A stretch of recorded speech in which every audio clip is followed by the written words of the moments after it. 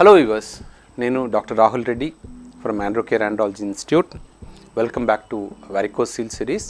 ఈ వీడియోలో మనం వారికోసీల్ వల్ల నొప్పి వస్తుందా, టెస్టిక్యులర్ పెయిన్ వస్తుందా, వస్తే ఎన్ని రోజుల తర్వాత వస్తుంది, ఎప్పుడు వస్తుంది, దాని గురించి మనం ఈరోజు డిస్కస్ చేద్దాం.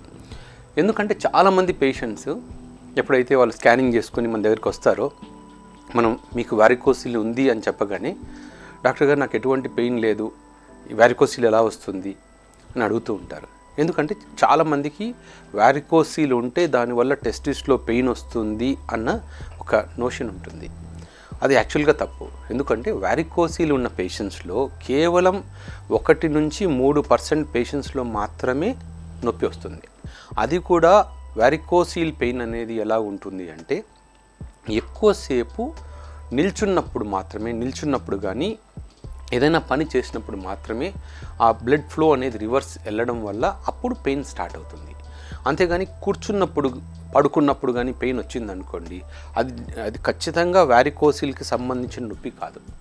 సో ఈ వారికోసీల్ పెయిన్ అనేది కేవలం 1 నుంచి 3% పేషెంట్స్లోనే ఉంటుంది.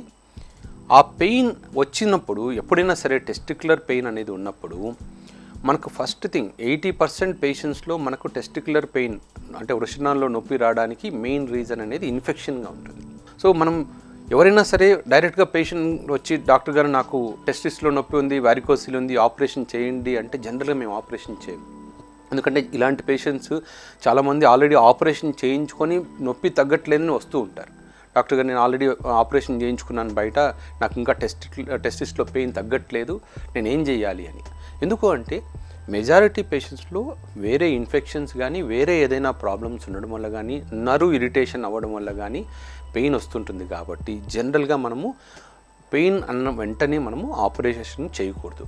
ఇంకా కొంతమందికి కొద్ది రోజులు యాంటీబయాటిక్స్ వాడి ఆ యాంటీబయాటిక్స్తో నొప్పి తగ్గుతుందా లేదా చూసుకొని మనం అప్పుడు ఆపరేషన్ చేస్తుంటాం. ఎందుకంటే ఇప్పుడు ఒకవేళ మీరు యాంటీబయాటిక్స్ వాడినప్పుడు వారికోసీల్ వల్ల పెయిన్ ఉంటే అది తగ్గదు.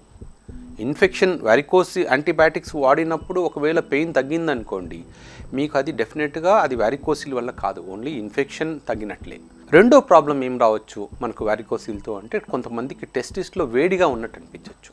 ఎందుకంటే ఆ ఇంప్యూర్ బ్లడ్ అనేది మళ్ళీ సర్క్యులేట్ అవుతుంటుంది. కాబట్టి టెస్టిస్లో కొంచెం వేడిగా ఉన్నట్టు అనిపించడం కానీ, ఎక్కువగా చెమట పట్టడం కానీ, ఆ స్కిన్ అంటే సైడ్ ఆ తొడల మధ్యలో ఏవైతే ఆ స్కిన్ ఉంటుందో రాసుకుపోయినట్టు అనిపించడం కానీ, అది కొంతమందికి ఫంగల్ ఇన్ఫెక్షన్ వల్ల రావచ్చు, కొంతమందికి వారికోసీల్ ఉండడం వల్ల కూడా రావచ్చు. కొంతమందికి టెస్టిక్యులర్ స్కిన్ పైన పెయిన్ కాకుండా కొంచెం మంటలాగా అనిపించవచ్చు, అది కూడా వారికోసీల్తో రావచ్చు. కానీ ఎప్పుడు కూడా వారికోసీల్ వల్ల సివియర్ పెయిన్ అనేది ఎప్పుడూ ఉండదు. అంటే డాక్టర్ గారు నేను భరించలేని పెయిన్ నాకు ఉంది, నాకు అర్జెంటుగా నన్ను చూడండి అనే పేషెంట్స్ ఉంటారు కదా, వాళ్ళకి డెఫినెట్గా అది వారికోసీల్ రీజన్ కాదు. వారికోసీల్ అనే దానివల్ల ఎప్పుడు కూడా మీకు సివియర్ పెయిన్ అనేది రాదు. ఓకే వ్యూవర్స్, ఈ వారికోసీల్ సిరీస్ని చూస్తున్నారు కదా, మీకు మేము చెప్పే పాయింట్స్ కన్నా ఇంకా మీకు ఏదైనా డౌట్స్ ఉంటే కామెంట్ సెక్షన్లో పోస్ట్ చేయండి, దాని గురించి వీడియోస్ చేస్తాము. Keep watching. ఈ వారికోసీల్ సిరీస్ని ఇంకా ఒక 7-8 వీడియోస్ వస్తాయి. వాటి గురించి కూడా వాటిని చూసిన తర్వాత మీకు ఏదైనా డౌట్స్ ఉంటే అప్పుడు కామెంట్ సెక్షన్లో పోస్ట్ చేయండి. Bye viewers.